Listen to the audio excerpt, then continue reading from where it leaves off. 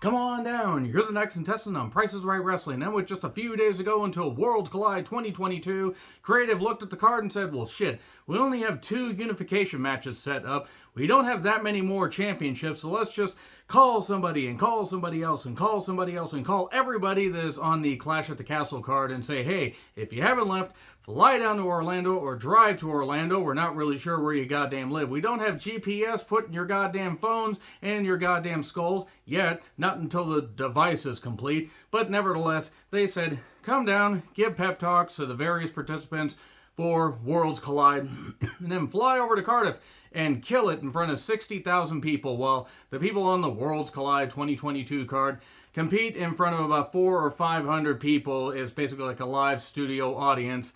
That's pretty much like watching WCW Saturday Night when they were at Disney MGM Studios. Might as well have flashcards indicating when the fans should react. Also, there were matches on the show, if that's what you want to fucking call them. But anyway, I'm John Recton with my review of WWE NXT 2.0. My Worlds Collide 2022 predictions will be coming up sometime after this. But yes, the go-home show for Worlds Collide. They really should have just called it When Worlds Collide, because this is what it's like when worlds collide. And also it'd be a nice little bit of nostalgia for that 1994 event where, man, that still holds up to this very day. So, my first words, oh good lord, Grayson Waller is here. Well, that show's pretty much in the goddamn shitter. Waller can do all the moves. He's insufferably good as far as being a really, really good in-ring talent. And I don't want to fucking see him on my television screen. It's not like, oh, I want to see him get beat up. No, I really just don't want to fucking see him. He took on Apollo Crews in a match that was well wrestled. I didn't care. An inadvertent eye poke kept affecting Apollo Crews' vision, which really kind of makes sense because it'd be weird if it affected his ability to, oh, I don't know, use his knee properly if you poked him in the goddamn eye. Weird anatomy stuff there.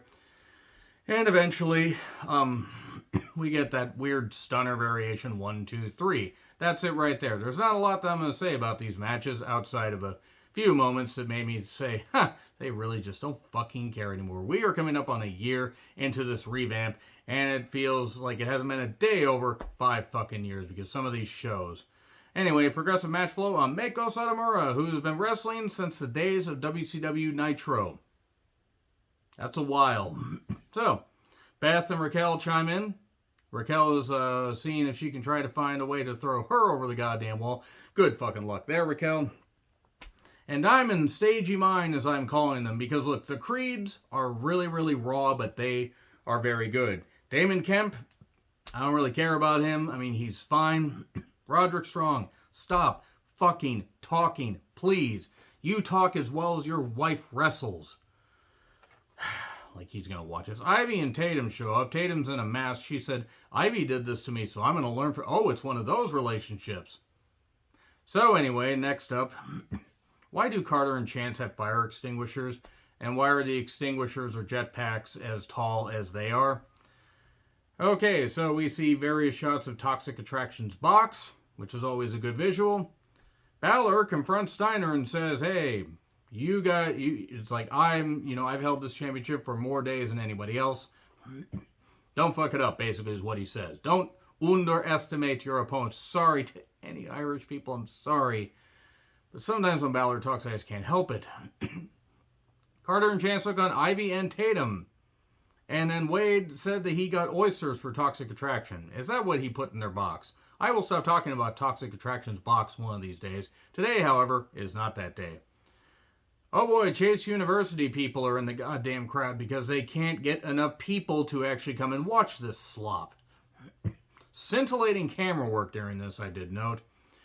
Later, JC and Gigi are suddenly gone, and they interfere, and Tatum got hit in the face while Ivy was fighting off Toxic Attraction, while Mandy was standing there in an empty box, and then 450 for 3. By the way, Carter and Chance are the NXT Tag Team Champions, for all that those belts mean. And then they want new challengers, but they're going to have a party this Sunday, not a party in the USA, for they are not Miley Cyrus, thank fuck. And Piper and Nikki Ash show up. Oh boy.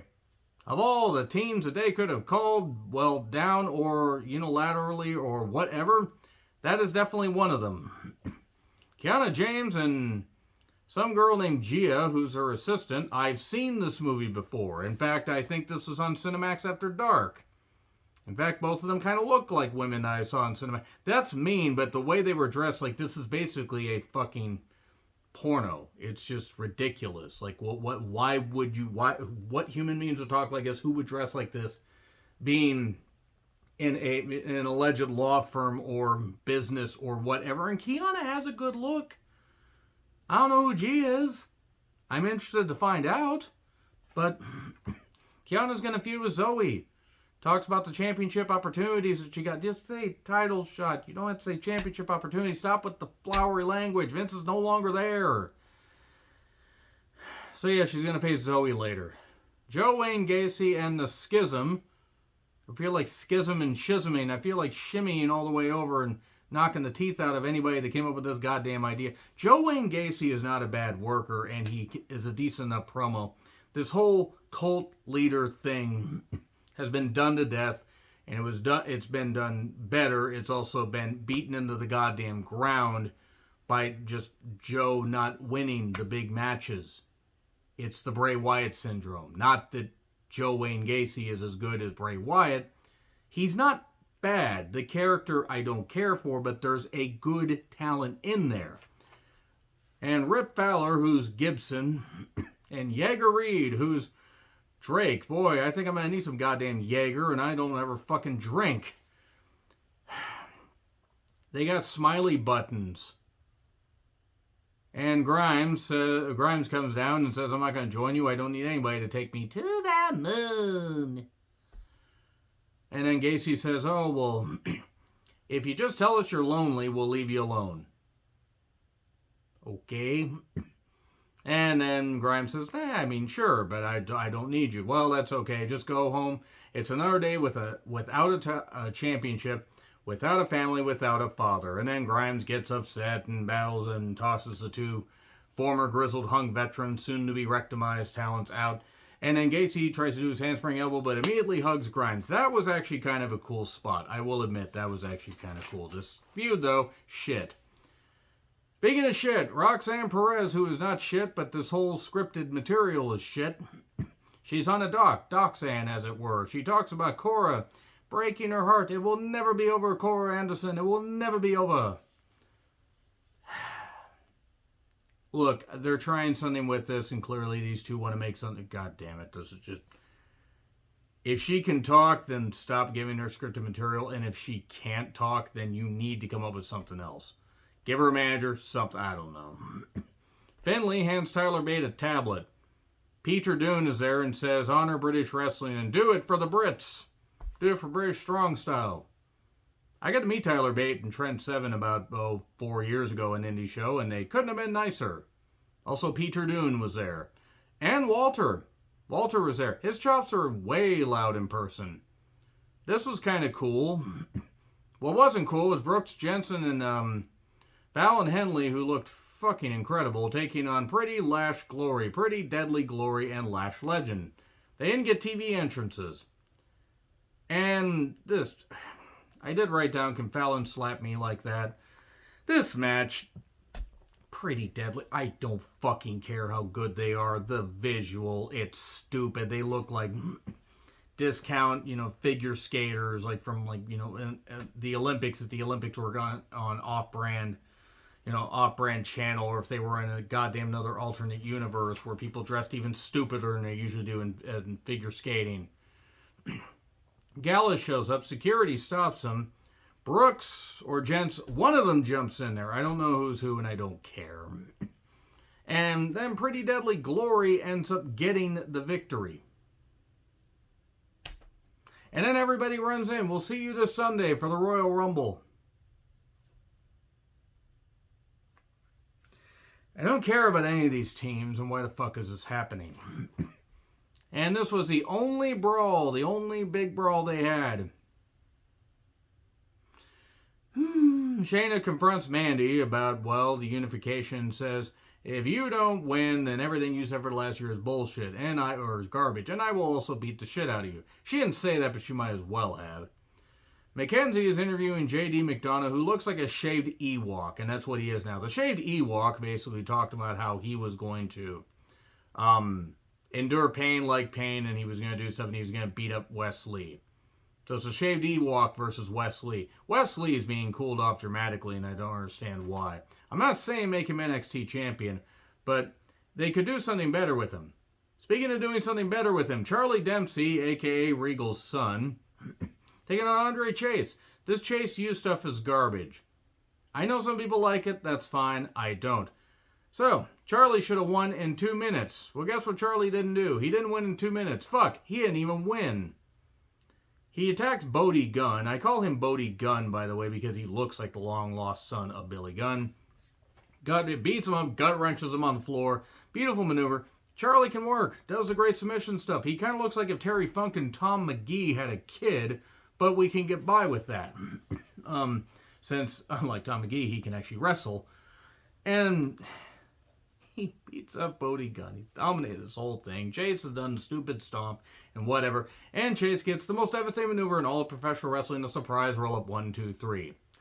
Thanks for coming, Charlie. He lost to a joke gimmick. And it is a joke gimmick. I get Andre Chase, or whatever the fuck his actual name is, can wrestle. It's a stupid gimmick. I'm not saying buried right away, but yeah, thanks for coming, Charlie. It's like, oh, you had this big old deal over in NXT UK. I only saw a couple of his matches. Let's bring him over here and have him lose to Andre fucking Chase. God fucking damn it. Shawn Michaels needs to be blistered and possibly set on fire for booking shit like this. So anyway, here's Mako, and St. Elbows Fire talks to her, and they talk about their previous feud. And then Gunther talks to Tyler and says, honor the legacy of NXT UK. Do it for the right reasons. No, we talked about this.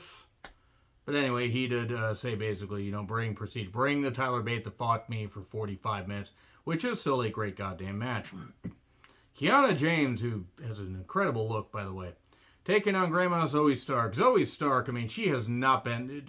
The last time that, she was this fired up going into a wrestling match was when she basically got to see, the first ever women's match take place or whatever, back around the days of Mae Young and Fabulous Moolah, back before they broke hips and before Moolah was a goddamn bitch. And also, she remembers the Great Depression and really does remember, she remembers the time, when women couldn't even own businesses. They couldn't even vote. Well, I'm trying to say she's old. She's the oldest 28-year-old I have seen in my life. Kiana has a good look. This was fine. It was fine for what it is. And Grandma Zoe hits the knee to face.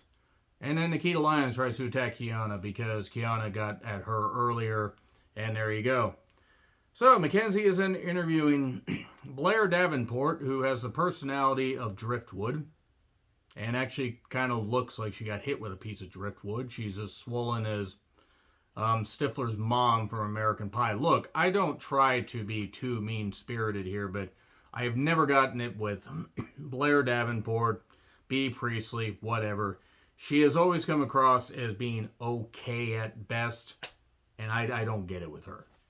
Rhea Ripley then shows up and says, I built both those brands when I grabbed them by the balls and made them mine. I was fine hearing that. How dare you accuse me otherwise? And she says, don't screw it up. Then Nathan Frazier and Axiom Verge, a.k.a. Kid, who did wrestle in NXT UK, but they play it up like, oh, you never wrestled in NXT UK. I think A Kid or Axiom Verge is Spanish. Whatever. They look like they were reading comic books at a salon. And I couldn't unsee it. They're going to do a best-of-3 match. So 2 out of 3 falls match. There you go. Diamond Mine of the Creed Brothers, the freakishly strong Creed Brothers, and Damon Kemp, taking on Gallows, Wolfgang, and the Coffees. So, the Creeds are good. I did not give 2 flying fucks about this goddamn match, and it occurred with moves and going on, and Julius Creed in particular may be the standout. If they ever broke up the Creeds in a few years, Julius would be the standout. He is pretty much money. Brutus is not bad, mind you. But of the 2, Julius would be the breakout. Later, Strong shows up, and Kemp gets distracted, and then Kemp gets hit with a lariat when he runs back in. Because Roderick Strong is a terrible leader, along with being a terrible promo. And then Pretty Deadly Glory and Brooks and Jensen run in, and we'll see you this Sunday for the Royal Rumble. We just saw this, literally an hour ago. You stupid, fucking, lazy-eyed, worthless... God damn it, Shawn Michaels. Bret Hart was right. Whoever put this together needs to be slapped. And I mean this entire show. God damn it. At least there were no Legos getting broke out. At least no Wendy Chu was here. Because God, if Wendy Chu was here, this show might as well have just been set on fire. So yeah, everybody joins in. Ikemen Jiro showed up to try and break up this fight for what his gimmick is worth, i.e. nothing. Ciampa talks to Steiner about the NXT title, and well, you have to win. You have to win. Why aren't you doing it right now, damn it? Quincy Elliott shows up in a Spice Girls shirt, and my first thought was, they resurrected Mabel? I don't know what this gimmick is. I don't care what anybody's lifestyle. I don't know what this gimmick is. A super diva. Okay. Maybe see him work and we'll see what happens. I don't get this stuff away. But they're introducing him. I'll give him that much credit. And then Carmelo Hayes and Tricky Ticky Williams talk about they wanted to be on the Worlds Collide card, but oh, you don't want us? Well, we don't want to be here. We're not taking our talents to Worlds Collide. Shots ring out in the goddamn CWC, and then it's Ricochet. He wants a shot. They go back and forth. Ricochet is so bald and so bad at promos, and then they have a bit of a scuffle, and he stands tall holding the goddamn thing. Also looked like he tried to hit the recoil and hit Hayes in the face, so hopefully Hayes is all right. But yeah, there you go. That's the Worlds Collide Go Home show. Predictions will be coming up at some point soon. So, yes, we here at Price is Right Wrestling would like to remind you to control the pet population. Have your pets spayed or neutered. Goodbye, everybody.